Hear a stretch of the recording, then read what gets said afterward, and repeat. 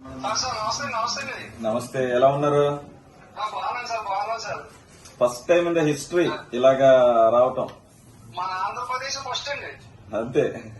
నేను టోటల్ అక్కడ మన శ్రీలంక జనరల్ తో కూడా మాట్లాడాను, సాయి మురళి గారితో మాట్లాడాను, మొత్తం అంతా ఫాలో అప్ చేసాం. వాళ్ళ పాప మా పాప కూడా చెప్పిందండి, మా పాప చిన్న పాప మాట్లాడిందండి కదండి. అవునండి మాట్లాడారు. తర్వాత ఇంకొకళ్ళ వైఫ్ ఎవరు ఉన్నారు వాళ్ళు కూడా మాట్లాడారు.